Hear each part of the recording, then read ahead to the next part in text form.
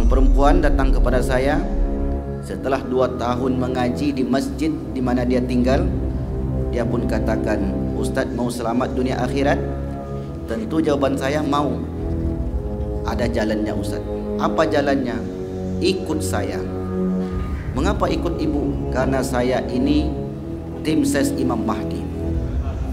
Alhamdulillah saya tidak jadi ikut bapak ibu. Dia pun marah. Terus di SMS-nya saya sampai saya di blok. Saya tidak bisa lagi komunikasi dengan dia. Saya pun bersyukur karena mungkin kalau terus komunikasi akan dikirim terus video-video yang menunjukkan dia adalah tim ses Imam Mahdi cabang Padang. Dia tinggal di Padang. Daerah Padang, Pak. Jangan singgung yang di Padang.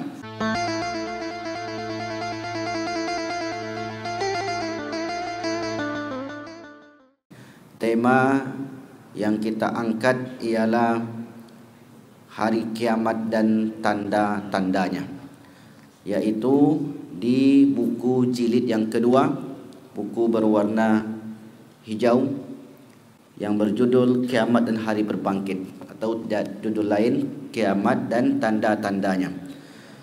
Pada pekan yang lalu kita menjelaskan tentang ciri-ciri Imam Mahdi. Siapa Imam Mahdi, asal keturunannya, nama dia dan nama ayahnya.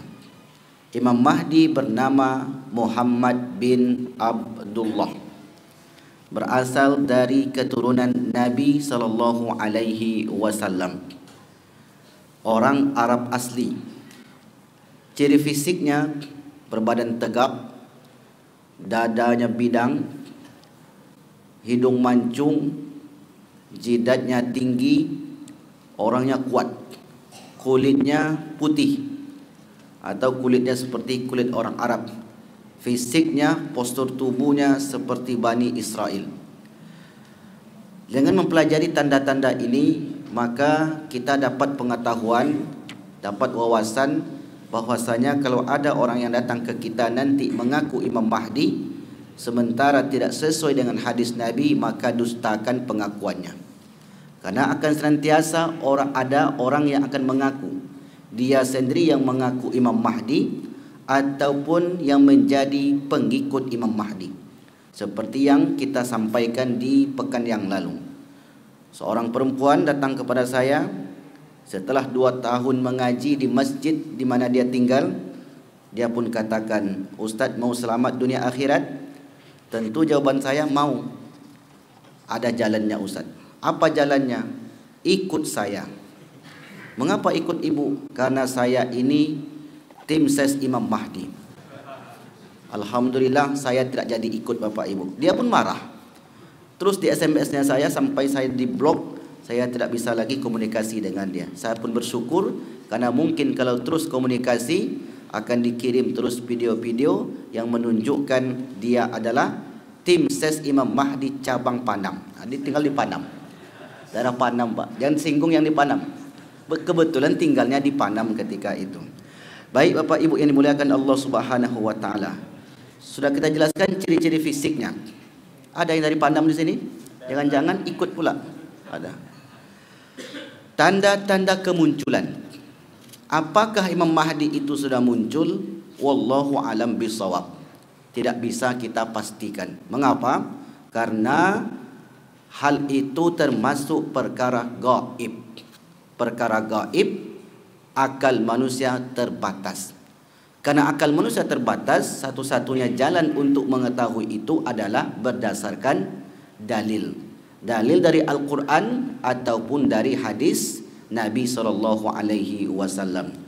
Kita akan bacakan beberapa riwayat.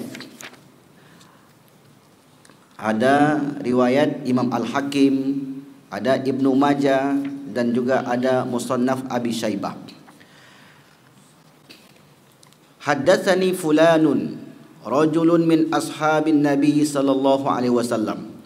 Seorang laki-laki dari kalangan sahabat Rasul berkata bahwasanya Mahdi, annal mahdiya la yakhruju, tidak akan muncul. Imam Mahdi itu tidak akan muncul, kata laki-laki ini, hatta yuqtalan nafsuz zakiyatu, sehingga jiwa-jiwa suci dibunuh. Jiwa-jiwa suci. Siapa jiwa suci ini? Kalau dalam hadis, jiwa suci itu kullu mauludin yuladu alal fitrah. Setiap yang lahir itu fitrah, suci. Fa abawahu, maka orang tuanya lah yuhawwidanihi, yang membuat dia beragama Yahudi, wa yunassiranihi, agama Nasrani, wa yumajjisanihi, dan beragama Majusi. Setiap yang terlahir itu suci. Apabila ada seseorang, anak lahir dari rahim siapapun, meninggal sebelum akil balik, sebelum sampai akil balik, mungkin laki-laki tanda tertentu, perempuan tanda tertentu, bermimpi ataupun datang bulan misalnya. Sebelum itu, maka seseorang yang meninggal zakiyah, fitrah, penghuni surga dari rahim manapun. Begitu pendapat Ahlus Sunnah wal Jamaah. Maka kata dalam riwayat ini bahwasanya tanda-tanda kemunculan Mahdi akan dibunuhnya jiwa-jiwa suci. Berarti yang dimaksud jiwa-jiwa suci adalah kalangan anak-anak yang belum balik. Mengapa mereka dibunuh? Tidak ada alasannya, hanya dibunuh saja. Anak-anak dalam perang tak boleh dibunuh. Pohon-pohon tak boleh ditebang. Kaum perempuan tak boleh dibunuh. Orang tua renta tak boleh. Yang boleh itu yang ikut berperang dan berbadan tegap. Itulah aturan dalam perang. Tetapi ketika sampai masa itu, aturan-aturan ini akan dilanggar. Mereka sepakati, kemudian mereka langgar. Maka ketika itu melayanglah nyawa-nyawa suci orang-orang tidak berdosa kepada Allah Subhanahu wa taala. Berarti jiwa suci ini maksud adalah anak-anak yang tidak berdosa. Kalau kita ini mungkin berdosa, mungkin tidak. Tapi rasa-rasanya pastilah kita punya dosa. Kita belum tentu lagi apakah masuk surga nanti, na'udzubillah, atau masuk neraka. Tapi kita berusaha.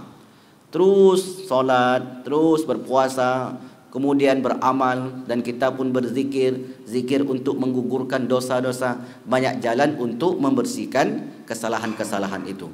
Tapi kita tidak luput daripada kesalahan. Berbeda dengan anak-anak yang belum balik. Maka dalam riwayat ini disebutkan, la yakhruju, tidak keluar, hatta yuqtala atau tuqtala nafsul zakiyah, dibunuh. Ini menggunakan kata kerja pasif, bukan aktif. Yuqtala pasif, dibunuh, bukan membunuh. Mereka akan dibunuh. Fa idza qutilatin nafsu, apabila jiwa-jiwa suci itu dibunuh, ghadiba alaihi man fis sama, maka penduduk-penduduk langit akan marah. Penduduk langit maksudnya adalah para malaikat. Dan bukan saja penduduk langit yang marah, wa man fil ardi, dan juga penduduk-penduduk bumi. Kita analisa hadis ini Bapak Ibu berdasarkan pemahaman para ulama. Kalau ada anak kecil yang tak berdosa dibunuh di hadapan kita, disakiti di hadapan kita, ataupun mungkin kita tidak tengok langsung, tetapi video-videonya sampai kepada kita, kira-kira kita marah tidak kepada orang itu? Pasti kita marah. Tapi kalau misalnya seumuran atau umurnya 25, 30 ikut berperang, kemudian mati di situ, syahid misalnya, kita pun tidak terlalu marah, karena logika kita mengatakan, ya wajar perang. Dia mungkin bisa membunuh ataupun bisa dibunuh.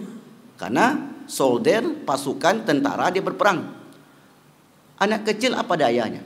Anak kecil hanya bisa menangis. Maka Bapak Ibu yang dimuliakan Allah Subhanahu wa taala, ada ulama yang berpendapat, jiwa-jiwa yang dibunuh itu merekalah hari ini yang berada di Gaza. Karena kalau kita tengok Bapak Ibu, tidak ada salah dosa dan mereka tanggung. Tapi mengapa mereka yang menjadi sasaran? Apa salah mereka? Mereka hanya mempertahankan tempat tinggalnya, ingin hidup. Beberapa waktu yang lalu saya dapat video salah satu pemain filem Dr. Strange. Bapak Ibu nanti bisa tengok film animasi yang bagus. Orang Cina, agamanya tidak Islam kalau tak salah. Karena orang Cina yang dia tidak mengenal Islam, tetapi dia pun bacakan surat tentang saudara-saudara kita yang di Gaza. Surat itu saya pernah tengok video sebelumnya, menceritakan bahwasanya ada seorang bapak-bapak yang pergi mengambil tepung. Setelah tepung itu diambil, maka dikatakan, saya ngambil tepung untuk anak saya yang 3 orang di rumah, kelaparan sudah sekian hari tak makan. Karena tidak ada jalur bantuan. Diberikan bantuan, kata dia, ketika tepung itu dijatuhkan, dilemparkan ke dia, sekaligus diiringi dengan sniper. Tembak kakinya, lumpuh. Bangkit lagi. Tembak lagi, lumpuh. Bangkit lagi. Sampai 3 kali, maka orang ini pun tidak bangkit-bangkit. Barangkali video itu masih ada sampai sekarang. Kebetulan jauh sebelumnya sudah saya dapatkan video itu. Kemudian muncul lagi satu video dari pemain film internasional ini. Dia pun mengatakan perkataan yang sama. Pertanyaan dia, where is the world, kata dia. Dunia di mana? Orang semacam itu Bapak Ibu tidak beriman seperti kita beriman. Mereka juga sangat prihatin dengan keadaan apa yang berlaku di Gaza hari ini. Karena yang dibunuh itu jiwa-jiwa yang suci. Setiap orang ketika melihat keadaan semacam ini pastilah menggigil dan mendidih darahnya menengok mereka terus disiksa. Maka tanda-tanda kemunculan Mahdi adalah akan dibunuhnya jiwa-jiwa yang suci. Bapak Ibu yang dimuliakan Allah Subhanahu wa taala, bisakah itu kita pastikan? Tidak. Memastikan sesuatu yang gaib itu tidak bisa. Akan tetapi ini adalah pandangan para ulama. Mengapa para ulama menyebutkan demikian? Hadis sebelumnya yang kita jelaskan adalah bahwasanya seluruh mata akan tertuju ke Syam. Libanon, Syria, Palestina, satu lagi Yordania. Ini 4 negara Syam yang sekarang menjadi negara-negara kecil. Maka kata Rasulullah, kalian akan nanti menengok di sana kejadian-kejadian besar. Maka fama ta'muruna, kata sahabat Nabi, apa yang kau sarankan untuk kami ya Rasulullah? Alaikum bisyam, hendaklah kalian pergi ke negeri Syam. Waktu wallahu alam bisawab. Rasul sudah memberikan isyarat tentang itu. Lalu kemudian fa'atan nasa al-mahdiyyu. Kemudian fa'atan nasul mahdiyah. Kemudian orang-orang mendatangi Mahdi. Fazafuhu kama tuzafful arusu ila zawjiha lailata ursiha. Lalu mereka pun mengarak itu apa bahasanya? Diaraklah Mahdi ini seperti para pengantin diarak. Wa huwa yamla'ul arda qistan wa adlan. Kemudian Mahdi mengisi bumi ini dengan keadilan dan keseimbangan. Wa tukhrijul ardu nabataha wa tumtirus sama'u mataraha. Kemudian bumi mengeluarkan hasil-hasilnya dan langit menurunkan hujannya. Bisa makna hadis ini zahir, bahwasanya bumi Timur Tengah itu akan subur dan akan turun hujan deras untuk menyuburkan bumi tadi. Bisa bermakna lain, makna kiasan. Bumi tumbuh, bahwasanya mereka hidup damai dan turun hujan, banyaknya bantuan yang mengalir kepada mereka. Hari ini Bapak Ibu yang dimuliakan Allah Subhanahu wa taala, bantuan seluruh dunia, orang-orang Islam ataupun tidak Islam, mengalirkan bantuan kepada mereka. Apakah mereka itu seakidah dengan kita? Tidak. Karena hubungan basyariah saja, hubungan secara kemanusiaan saja. Sedih menengok manusia yang diperlakukan tidak manusiawi. Wallahu a'lam bishawab. Maka beginilah disebutkan oleh Nabi SAW bahwasanya ciri-ciri Imam Mahdi, kemunculan Imam Mahdi akan banyaknya nyawa-nyawa suci yang dikorbankan ketika itu. Apakah setelah sekian banyak nyawa suci ini dikorbankan yang berlaku hari ini di Gaza akan muncul Imam Mahdi? Maka tidak bisa kita pastikan. Tidak bisa kita fikskan, ya pasti itu. Tidak bisa kita pastikan. Sebab kalau kita pastikan nanti Bisa jadi di tahun yang akan datang akan berlaku lagi. Bisa jadi tahun yang akan datang akan berlaku lagi, terus berulang-ulang. Maka Bapak Ibu yang dimuliakan Allah Subhanahu wa taala, disinilah para ulama jeli dalam menganalisa hadis-hadis tentang akhir zaman, bahwasanya apa-apa saja yang disebutkan oleh Rasulullah itu pasti akan terjadi. Kejadian itu tidak dapat kita pastikan hari ini. Kita menengok, melihat apa saja yang berlaku. Ini poin yang pertama. Poin yang kedua, bahwasanya Rasulullah sallallahu alaihi wasallam bersabda dalam riwayat Imam Ibnu Majah, "Bainama nahnu inda Rasulillah." Suatu ketika kami duduk di sisi Rasulullah sallallahu alaihi wasallam, tiba-tiba datang sekelompok pemuda dari Bani Hashim. Ketika Nabi melihat mereka, kedua mata beliau berlinang air mata dan berubahlah roman mukanya. Maka aku katakan, kami masih tetap melihat pada wajahmu sesuatu yang tidak kamu sukai.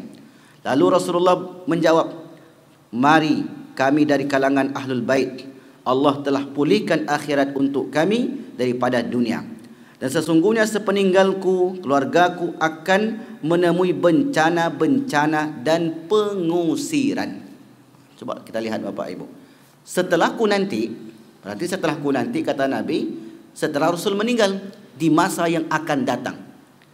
Di masa yang akan datang, Allah telah pulihkan akhirat untuk kami daripada dunia. Dan sesungguhnya sepeninggalku, keluargaku akan menemui bencana-bencana dan pengusiran. Ini keluarga Rasulullah. Berarti keluarga Nabi sampai hari ini itu ada Bapak Ibu. Kalau ada yang meragukan keturunan Nabi sampai hari ini, maka orang ini perlu dites, perlu dibawa ke rumah sakit.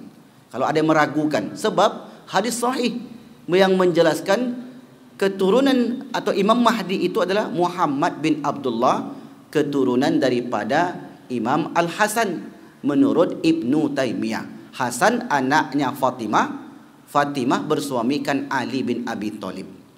Maka keturunan itulah sampai hari ini dan sampai nanti hari kiamat akan terus ada. Dan itu dijaga oleh Allah Subhanahu wa taala. Memang musuh Yahudi khususnya pasti akan mencari, sebab mereka juga meyakini hadis-hadis Nabi. Jangan katakan orang Yahudi itu tidak percaya dengan hadis Nabi. Bahkan pohon gorkot itu sendiri mereka mulai tanam. Padahal informasi tentang gorkot itu akan membantu mereka di akhir zaman. Informasi itu dalam kitab Islam, di dalam hadis-hadis Nabi sallallahu alaihi wasallam. Orang-orang barat itu Bapak Ibu mau meyakini hadis-hadis Nabi. Misalnya berkuda kata Nabi. Mereka hidupkan berkuda. Memanah, mereka hidupkan bagaimana memanah. Kemudian berenang. Karena Nabi ajarkan yang tiga ini, alimu auladakum. Ajarkanlah anak-anak kalian berenang, berkuda dan memanah. Mengapa tiga ini disebut oleh Nabi? Karena di akhir zaman seluruh alat komunikasi tidak berlaku ketika itu. Kata Rasulullah begini, uttum min haitsu bada'tum. Uttum min haitsu bada'tum. Uttum min haitsu bada'tum. Kalian akan kembali seperti dahulu kala. Berarti kalau dahulu kala kan tidak memakai internet, tidak memakai alat komunikasi yang canggih, maka kalian nanti di akhir zaman akan kembali lagi seperti dahulu kala. Kalau hari ini kita masih menengok kecanggihan teknologi. Tapi kecanggihan teknologi ini Bapak Ibu memiliki kekurangan. Satu negara pakai Iron Dome. Roket masuk langsung terbakar. Kalau setiap negara punya Iron Dome, apa yang mau ditembak? Di Pekanbaru sudah ada Iron Dome baru. Kemudian Bangkinang satu pula. Di Medan satu lagi. Jadi kalau ada yang berperang, tentu dia meletus duluan. Beginilah teknologi. Ada kelebihan, ada kekurangan. Nah, ketika itu tidak berlaku lagi, setiap negara ada penangkalnya, maka sia-sialah apa yang dibuat itu. Maka kata Rasulullah, uttum min haitsu bada'tum, kalian akan kembali seperti dahulu kala. Hadis-hadis semacam ini dipelajari oleh orang-orang Yahudi dan mereka amalkan dalam kehidupan sehari-hari. Maka kalau kita tengok pasukan artileri ataupun pasukan berkuda, pasukan lain sebagainya di Eropa sana sangat canggih sekali. Baik Bapak Ibu yang dimuliakan Allah Subhanahu wa taala. Berarti akan ada bencana-bencana yang menimpa umat Islam dan pengusiran terhadap keluarga aku. Hingga datang sebuah kaum dari arah timur.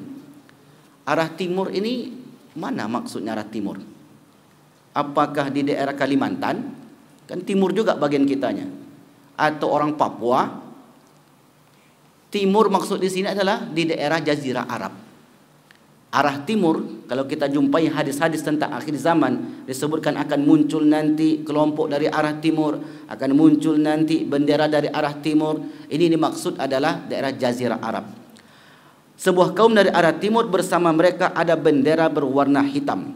Mereka meminta kebaikan namun mereka tidak diberi. Mereka minta tempat, minta dukungan, minta lain sebagainya. Mereka akan dipersulit, tidak diberi tempat.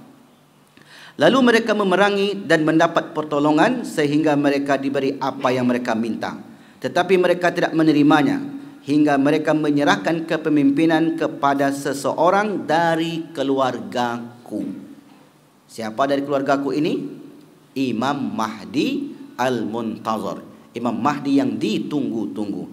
Jadi Imam Mahdi ini Bapak Ibu yang dimuliakan Allah Subhanahu wa taala akan dibaiat di Ka'bah. Jadi bukan dibaiatnya di Panam ya Pak ya. Jangan salah nanti. Dibaiat di Ka'bah. Kita tengok di sini Rasulullah SAW menyebutkan Imam Mahdi itu dibaiat antara rukun seperti sudut Ka'bah itu dan di dekat Ka'bah. Tempat dibaiat dan jumlah pebaiat. Berapa yang akan membaiat Nabi Imam Mahdi? Rasulullah bersabda, an Ummi Salamah qalat, berkata, qala Rasulullah sallallahu alaihi wasallam, yubaya'u li rajulin bainar rukni wal maqami. Maqam Ibrahim, rukni sudut. Ini Ka'bah, ada maqam Ibrahim. Maqam Ibrahim itu maknanya bukan kuburan Ibrahim. Maqam artinya tempat berdiri, dari kata qoma. Qoma artinya tegak. Ketika Nabi Ibrahim membangun Ka'bah, Nabi tegak di situ. Ibrahim tegak di situ. Kemudian anaknya Ismail alaihissalam mengantarkan batu untuk pembangunan Ka'bah. Saking lamanya Ibrahim ini tegak di situ sehingga berjejaklah kakinya. Dan jejak kaki itu disebut maqam. Maka hari ini kalau kita lewat di situ ada semacam tapak kaki. Bapak Ibu yang dimuliakan Allah Subhanahu wa taala. Di situlah antara rukun itu arti sudut. Ada rukun Yamani, ada rukun Iraqi, sudut Yamani, sudut Irak, 4 sisi Ka'bah, 4 pula rukunnya. Maka Imam Mahdi kelak akan dibaiat, yubaya'u li rajulin baina rukni wal maqam, antara rukun dan maqam, iddatu ahli badrin, jumlahnya sekitar jumlah pasukan Badar, berarti 313 atau 314 orang saja. Siapa mereka Bapak Ibu? Wallahu a'lam bishawab. Kalaulah sudah diketahui sampai hari ini data-datanya, tentu Mossad yang pertama sekali tahu. Tahu Mossad Bapak Ibu? Mossad itu Badan Intelijen Israel, itu Mossad namanya. Mossad itu keren Bapak Ibu. Jadi mereka ini masuk ke semua jalur. Kalau Bapak Ibu baca buku Ahmad Thompson yang berjudul Sistem Dajjal, covernya merah, itu disebutkan situ. Si Yahudi ini di setiap lini dia ada. Dia kuasai pemerintahan, dia kuasai ekonomi, dia kuasai media semua mereka kuasai. Makanya kita umat Islam juga harus melek dengan media. Jangan sampai kita tinggalkan media, sebab perang di akhir zaman itu bukan saja perang senjata, tapi perang media akan jauh lebih berbahaya daripada perang senjata itu. Sebab media ini memutarbalikkan fakta. Yang benar bisa menjadi salah, yang salah bisa menjadi benar. Maka mereka sudah menyusun itu. Berarti Bapak Ibu yang dimuliakan Allah Subhanahu wa taala, Allah sembunyikan kedatangan Imam Mahdi ini. Tidak bisa dideteksi. Kalau bisa dideteksi, tentu belum sempat muncul sudah dihabisi. Muncul dihabisi, muncul dihabisi. Maka kalau seperti itu tidak akan muncul Imam Mahdi. Sampai kapan? Mungkin sampai kiamat. Ini yang pertama. Hadis riwayat Imam Ahmad an Abi Hurairah yuhadditsu Aba Qatadah. Abu Hurairah bercerita kepada Abu Qatadah, qala Rasulullah, Rasul bersabda, yubaya'u lirujulin baina rukni wal maqam. Dibaiatlah seseorang antara rukun sudut dan maqam. Walai yastahillal baita illa ahluhu, tidak ada yang dapat menghalalkan Kaabah kecuali penduduk sekitarnya. Maka apabila mereka telah menghalalkannya, jangan ditanya lagi akan kehancuran orang-orang Arab. Jadi orang Arab itu disebutkan akan terjadi kehancuran. Kenapa bisa begitu kira-kira Bapak Ibu? Kenapa mereka mendapati kehancuran? Karena ketidakkompakan mereka. Hari ini banyak bertanya Bapak Ibu, mengapa negara kuat itu tidak mau bantu Ustaz? Mengapa negara ini yang besar ini, peralatannya canggih, duitnya banyak, kenapa tak bantu? Sekali dia bantu saja selesai. Mengapa yang dekat dengan Gaza itu mereka tak bantu? Yang dekat Gaza itu apa nama negaranya? Yordania. Yordania. Yordania itu besar negara Bapak Ibu. Dan dulu Syarif Hasim hijrahnya ke Yordania, maka di sana banyak gelarnya Syarif. Tapi mengapa mereka tidak bisa membantu? Ya itulah apa yang disebutkan itu, bahwasanya mereka terkena fitnah akhir zaman. Fa iza tahallu fala tasalu an halakatil arab thumma yaji'ul habashatu fayukharribunahu kharaban. Jangan ditanya lagi akan kehancuran orang-orang Arab. Kemudian orang-orang Habasyah akan datang untuk merobohkannya hingga benar-benar roboh, dan tidak akan ada lagi dibangun setelah itu untuk selama-lamanya. Mereka lah yang akan mengeluarkan perbendaharaan Ka'bah. Ini sudah betul-betul dekat kedatangan hari kiamat. Ini tentu lama lagi Bapak Ibu, karena tanda-tanda kemunculan Mahdi belum sepenuhnya tampak di hadapan kita. Berikutnya bahawa siapa pengikut Imam Mahdi? Apakah seperti yang diceritakan oleh ibu yang datang kepada saya itu, atau ada yang lain? Hadis Nabi riwayat Imam Abu Daud, hadis yang sahih, Imam Bukhari, Imam Muslim, Imam Abu Daud, Imam Tirmizi, Nasa'i, Ibnu Majah. Berarti termasuk ke dalam kitab yang 6, kitab sahih yang 6. Dari Imran bin Husain, qala Rasulullah sallallahu alaihi wasallam, la tazalu ta'ifatun min ummati, akan senantiasa ada satu kelompok.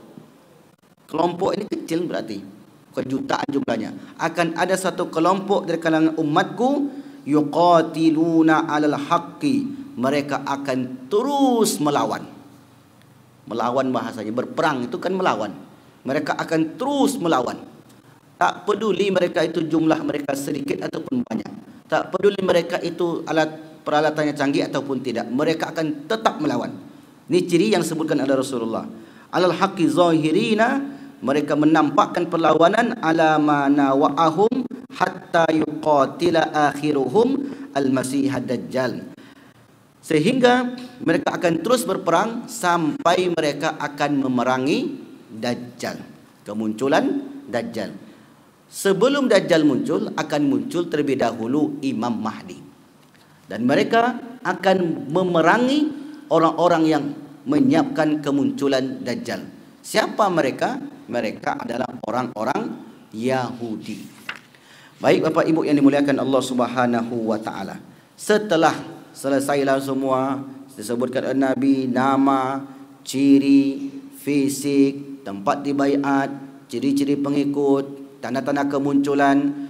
Setelah itu orang Islam akan berperang melawan orang-orang Yahudi. Orang-orang Yahudi kalah telak. Setelah itu kemudian muncullah Dajjal untuk mengokohkan kekuasaan. Ini urutannya demikian. Bukan Dajjal dulu, baru Imam Mahdi.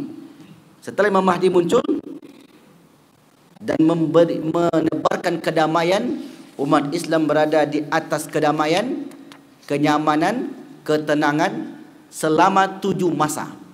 7 masa ini bukan 7 bulan 7 tahun. Nabi tak sebutkan 7 masa saja. Di sini ulama menyebutkan 7 tahun. Ada yang menyebutkan 7 dekade. Nah, ini pendapat para ulama. Yang jelas riwayatnya hanya 7 masa. Setelah itu muncul Dajjal. Di sini Dajjal pun disebutkan secara detail Bapak Ibu. Dajjal secara bahasa artinya, apa artinya keberadaan Dajjal? Pembohong. Jadi Dajjal itu secara makna artinya pendusta. Nanti akan muncul salasuna dajjalun. Akan muncul nanti 30 dajjal, 30 pendusta. Induknya atau puncaknya adalah pendusta yang besar. Itulah Al-Masihi Ad-Dajjal. Jadi kalau orang tanya nanti, Dajjal itu artinya apa? Secara bahasa artinya pendusta. Kalau ada orang-orang yang mengaku bisa berbicara dengan malaikat maut, bisa berbicara dengan malaikat mungkar nangkir, bisa menjamin orang masuk surga, pokok sampaikan saja ke dia kasih surat, berarti masuk kategori pembohong tadi. Jadi Dajjal maknanya adalah pendusta. Orang yang mendusta atas nama agama disebut sifat Dajjal. Kampung kami itu Bapak Ibu ada istilah, kalau orang ini perangainya jahat kali, banyak dustanya, banyak jahatnya, bahasanya mendojal. Ada di kampung Bapak Ibu menggunakan bahasa ini? Mendojal kau ni, kata dia. Saya tanya lah, apa arti mendojal tu mak? Saya bilang, mendojal tu jahat, pembohong, banyaklah perbuatan jahat, maka disebut mendojal. Rupanya dari kata bahasa Arab itu Bapak Ibu. Saya tahu itu setelah saya pelajari dari kata dajjala. Karena bahasa Arab itu ada akar kata. Dajjal, dal, ja panjang, lun. Dajjalun dari kata dal, jim, lam. Dajjala. Artinya apa? Pendusta atau penipu. Juga bermakna menutup kebenaran dan menampakkan kebatilan.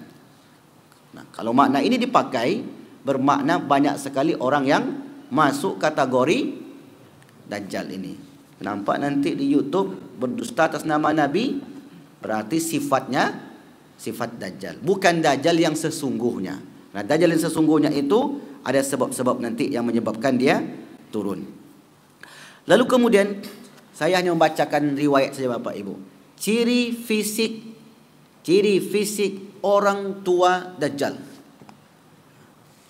Saya berharap setelah saya jelaskan ciri fisik ini, jumpa nanti orang semacam itu, jangan disebut ayah Dajjal. Ngamuk dia sama Bapak Ibu nanti. Ini seperti yang disebutkan Ustaz kemarin nih katanya. Sepakat di sini Bapak Ibu? Hadisnya sahih enggak Ustaz? Hadis riwayat Imam Tirmizi. Baik, kita bacakan saja. Dari Abdurrahman bin Abi Bakrah, an abihi, dari ayahnya, qala Rasulullah sallallahu alaihi wasallam, yamkuthu Abu Dajjal, hiduplah bapak Dajjal, wa ummuhu, dan ibunya, 30 aman, selama 30 tahun. La yuladu lahuma, tidak punya anak. Waladun summa yuladu lahuma gulam, kemudian dia pun dikaruniai anak. Gulamun a'waru adarru say'un aqallahu manfa'ah, anak itu buta matanya sebelah. Adarru syai'in wa aqalluhu manfa'ah, kehadirannya sangat-sangat sedikit manfaatnya. Tanamu ainahu wa la yanamu qalbuhu, matanya tidur tapi hatinya tidak tertidur. Summa na'ata lana Rasulullah, kemudian Rasulullah menyebutkan sifat-sifat orang tuanya. Faqala abuhu tiwalu darbil lahmi, ayahnya itu, tengok di sini Bapak Ibu, beliau ayahnya tinggi kurus. Satu. Nampak kawan nanti tinggi kurus, ekor enggak. Tinggi kurus. Hidungnya seperti paruh burung, berarti hidungnya mancung sekali. Dan ibunya gemuk, bertangan panjang. Nampak orang gemuk, panjang pula tangannya. Kok mirip? Tidak boleh kita katakan demikian. Berkata Abu Bakar, kami mendengar bayi lahir di kalangan Yahudi Madinah. Berarti keturunan Yahudi di Madinah. Berarti lepaslah dari Pekanbaru Bapak Ibu. Lepaslah dari orang Indonesia. Lalu aku pergi bersama Zubair bin Awam hingga kami memasuki kediaman kedua orang tuanya. Ternyata ciri-ciri yang disebutkan Rasulullah pada keduanya. Kami bertanya, apa kalian punya anak? Keduanya menjawab, kami tinggal selama 30 tahun tapi tidak punya anak. Persis seperti yang disebutkan oleh Nabi tadi.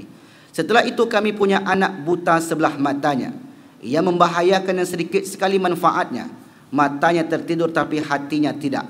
Lalu kami keluar dari kediaman mereka berdua. Ternyata ia tengah tergeletak di tanah di bawah terik matahari dalam kain beludru, dan ia berbicara tapi tidak dipahami.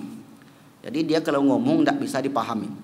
Lalu ia membuka penutup kepalanya. Ia bertanya, apa yang kalian berdua katakan? Kami menjawab, apa kamu dengar ucapan kami? Ia menjawab, ya. Kedua mataku tidur tapi hatiku tidak. Hadis ini Bapak Ibu dijelaskan oleh para ulama bahwasanya begitu ciri fisik orang tua Dajjal yang dulu. Ini satu pendapat.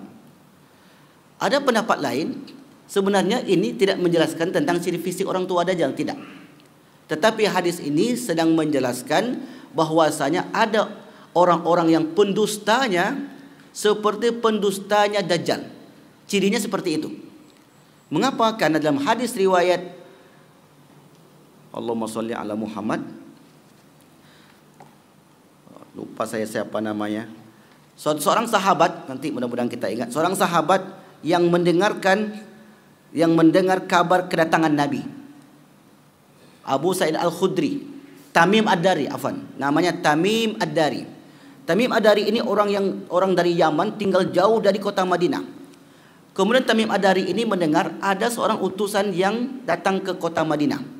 Dia pun berangkat dari kampung halamannya menuju kota Madinah Al-Munawwarah. Di tengah perjalanan, kapal yang tumpangi terombang-ambing oleh angin laut, kemudian terhempas ke sebuah pulau. Dan pulau itu pulau terpencil, tidak ada orang yang datang ke sana. Setelah sampai tempat pulau tadi, dia pun bertemu dengan orang yang terbelenggu kaki dan tangannya. Lalu kemudian dia pun bertanya, siapa engkau? Saya adalah Al-Masih Ad-Dajjal. Apakah sudah dekat keturunanku? Apakah sudah dekat pengutusanku? Saya dengar ada seorang nabi terakhir yang sudah diutus. Kalau demikian berarti sudah dekat kehadiranku di tengah bumi. Tempatnya di mana lokasi ini? Tak satu pun manusia yang tahu. Lagi-lagi Bapak Ibu yang dimuliakan Allah, karena itu masuk perkara gaib, maka kita hanya beriman kepada Allah dan Rasulnya dengan dalil-dalil yang sampaikan tadi. Kemudian Tamim Ad-Dari ini pun setelah berbicara panjang lebar dengan Dajjal itu, kemudian dia pun melanjutkan safarnya sampai ke kota Madinah. Sampai kota Madinah, Tamim Ad-Dari bertemu dengan Rasul yang sedang menyampaikan kajian. Duduk dengan para sahabat. Di situ Tamim Ad-Dari langsung menimbrungi dan bergabung dengan Rasul dan menceritakan pengalamannya. Setelah diceritakan pengalamannya itu, Nabi membenarkan apa yang disampaikan oleh Tamim Ad-Dari. Hadis sahih. Hanya saja tempat itu sampai hari ini tidak diketahui oleh manusia. Kalau sudah diketahui, pastilah sudah dicari oleh orang-orang Yahudi. Inilah disebut dengan rahasia Allah Subhanahu wa taala. Jadi hadis yang kita baca tadi tidaklah betul-betul itu orang tua Dajjal, tetapi disebutkan orang-orang yang mirip dengan orang tua Dajjal itu sifatnya seperti tadi karena kebohongannya yang terlalu banyak. Jelas sampai di sini Bapak Ibu? Baik. Lalu kemudian itu sifat fisik yang mirip dengan orang tua Dajjal. Yang berikutnya sifat fisik Dajjal disebutkan secara detail oleh Rasulullah.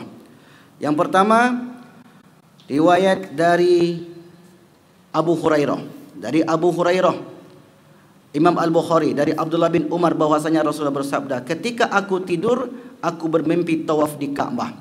Tak tahunya ada seorang yang rambutnya lurus, kepala yang meneteskan atau mengalirkan air. Maka aku bertanya kepadanya, siapakah orang ini? Mereka mengatakan, ini Isa bin Maryam. Jadi sifat Isa bin Maryam juga disebutkan oleh Rasulullah.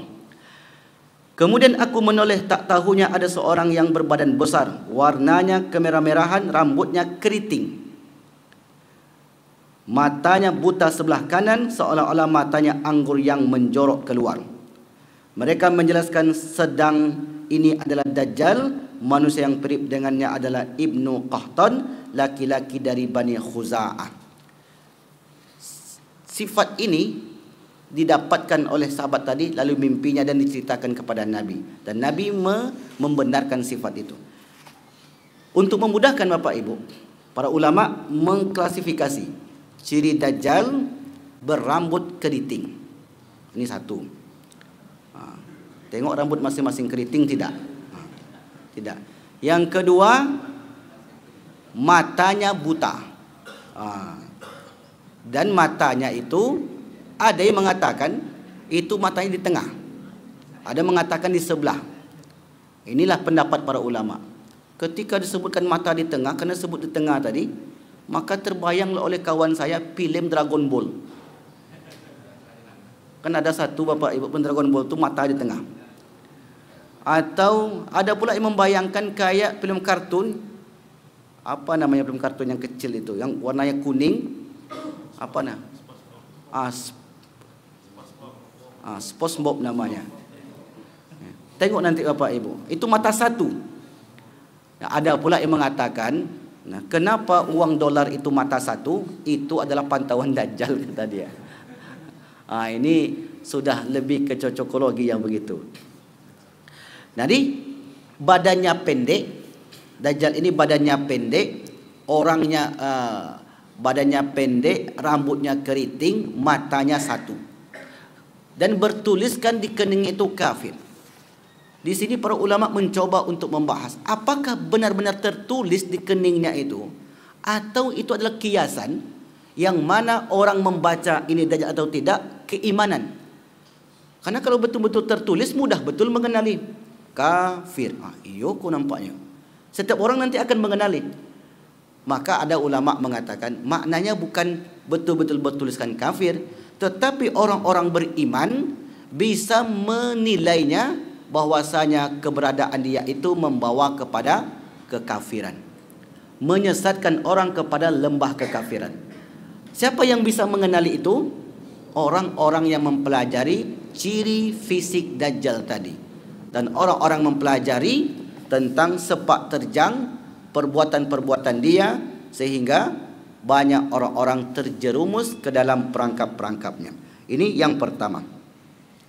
An Anas radhiyallahu an qala Nabi sallallahu alaihi wasallam, ma bu'itha nabiyyun, tidaklah diutus seorang nabi illa anzara ummatahu, kecuali akan datang memberi peringatan kepada umatnya, al-a'war al-kadzdzab, karena di sana akan muncul seorang yang bermata buta dan pendusta. Berarti nabi-nabi sebelumnya ada yang seperti itu.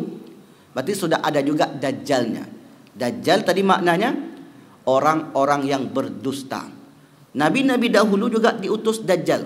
Dajjal orang-orang yang berdusta tadi. Wa inna rabbakum laisa bi'awar, sesungguhnya Tuhan kalian tidaklah buta. Wa inna baina ainaihi maktubun kafir, di antara dua matanya tertulis kafir. Ingat Bapak Ibu, hadis terkadang makna zahir, terkadang maknanya tidak zahir. Kalau zahir hadis sangat mudah untuk kita kenali. Begitu juga dengan Imam Mahdi tadi. Zahir hadis tentang zahir, ada zahir makna zahir, ada yang makna tidak zahir. Berikutnya dari Huzaifah qala Rasulullah, ad-dajjal a'warul ainil yusra. Dajjal itu buta matanya sebelah kiri. Jufalu sa'ri, kemudian rambutnya keriting, ma'ahu jannatun, bersamanya surga, wa ma'ahu narun, dan bersamanya neraka. Bisa Dajjal membawa surga dan neraka? Saya dulu ketika di pesantren dijelaskan oleh guru saya, Dajjal itu katanya sebelah kanannya itu surga tampak oleh kita, itu adalah neraka, sebelah kirinya neraka itu sesungguhnya tampak oleh kita surga. Jadi terbalik. Kira-kira apakah teks hadis itu memang zahir begitu atau ada makna di balik itu? Jadi kata guru saya waktu itu Bapak Ibu, itu adalah makna di balik itu, bahwasanya tawaran-tawaran yang diberikan Dajjal nanti seakan-akan surga. Padahal menjerumuskan. Tawarannya bagus sekali, kemudian indah sekali. Tak ada satu pun yang merugikan. Ketika sudah masuk ke sana, rupanya rugi saja isinya. Karena sesuatu yang tampak zahir itu surga, kalau kita ambil maka kita akan mendapatkan keberuntungan. Rupanya bukan surga yang diberikan kepada orang itu, tetapi sebaliknya neraka. Kalau surga bayang kita kan taman-taman indah, neraka bayang kita api. Ya, itu yang di akhirat. Kalau di dunia, ketika disebut surga, keindahan, kenikmatan. Ketika disebut neraka, kesulitan. Begitulah manusia terjebak di dalam perangkap Dajjal. Orang yang tidak bisa membaca dengan baik, dia akan termasuk ke dalam perangkap tersebut. Bagaimana caranya supaya kita bisa mengetahui dengan baik? Mempelajari sifat-sifat Dajjal nantinya. Jangan sampai kita tertipu dengan rayuan manis orang-orang yang pendusta tadi. Di sini jelas Bapak Ibu. Jadi kita tarik kesimpulan, Dajjal secara bahasa maknanya pendusta atau penipu. Orang-orang yang memiliki sifat seperti sifat pendusta atau penipu, maka disebut dengan Dajjal. Dajjal itu jumlahnya sampai 30 orang nanti. Setiap masa itu akan muncul Dajjal, pendusta, penipu. Mereka menawarkan sesuatu yang baik, padahal itu tidak baik. Menawarkan sesuatu yang buruk, ternyata itu kebaikan. Di sini disebutkan orang tua Dajjal. Maksudnya adalah sifat-sifat yang melekat pada Dajjal, sifat pendusta, sifat pembohong, sifat yang suka menipu. Dan ciri-cirinya disebutkan pula pendek, keriting, bermata satu, bertuliskan kafir. Tulisan kafir itu bukan tulisan yang sesungguhnya, tetapi itu adalah kiasan bagi orang-orang yang mempelajari sifat Dajjal tadi. Wallahu a'lam bishawab. Baik Bapak Ibu yang dimuliakan Allah Subhanahu wa taala. Ada yang bertanya? Silakan. Sudah masuk waktu isyraq belum? Sudah. Baik. Berikutnya yang akan kita jelaskan adalah tanda-tanda kemunculan Dajjal. Di sini ada 6 tanda. Terbebasnya Konstantinopel, Romawi, Roma. Yang kedua, terjadi kemarau panjang. Yang ketiga, terjadi 3 fitnah, namanya Ahlas, Sarak dan Duhaima.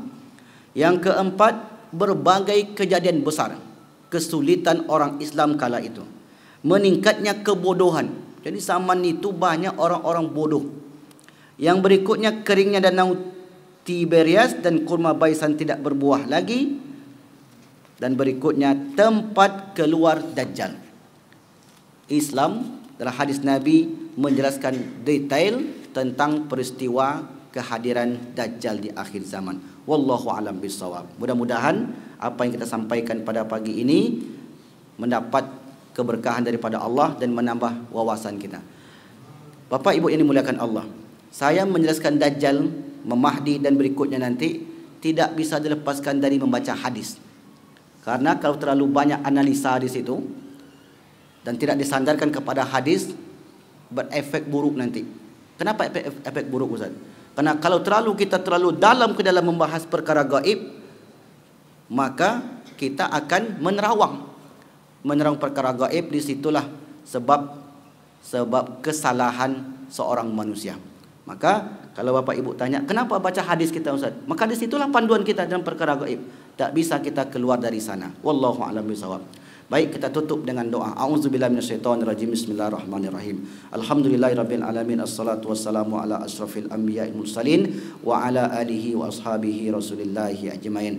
Allahumma khtim lana wa ajalana bi husnil khatimati wa sa'adah. Allahumma ansur ikhwanal mujahidin al-mazlumina fi Palestina fi Gaza. Rabbana atina fid dunya hasanah wa fil akhirati hasanah wa qina azabannar. Alhamdulillahirabbil alamin.